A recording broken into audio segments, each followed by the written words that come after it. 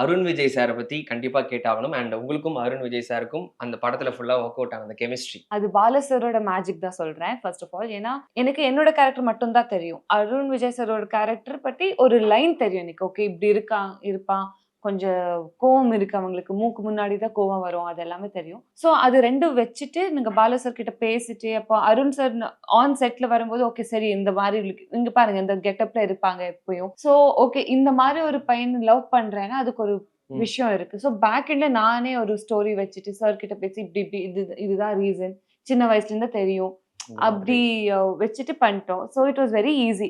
And even he is supported a lot. Supported. ஆமா. எதுக்கு நான் சொன்னேன்னா வந்து இப்ப இருக்கிற மாடர்ன் டே லைஃப்ல வந்து நீங்க நார்மலா டயலாக் பேசினாலே கேர்ள் ஃபிரெண்ட் கிட்டயோ, பாய் ஃபிரெண்ட் கிட்டயோ அது கன்வே ஆக மாட்டேங்குது. ஃபுல்லா டெஃப் அண்ட் டம்மாவே இருந்து உங்க கெமிஸ்ட்ரி வொர்க் அவுட் ஆயிருக்குன்னும்போது full credit goes to the actors and the director thank you definitely. So much. அதுதான் பால சாரோட விஷன். அப்போ அதுக்கு நாங்க அவங்களுக்கு ஏத்த மாதிரி நாங்க கொஞ்சம் ஆக்ட் பண்ணிட்டோம். மேம் ஃபார் எக்ஸாம்பிள் சைன் லாங்குவேஜ்ல ஒரு ப்ரொபோசல் பண்ணனும்னா எப்படி பண்ணுவீங்க? எனக்கு நீ பிடிக்கும். உனக்கு தெரியுமா? ஐ ஐ லவ் யூ.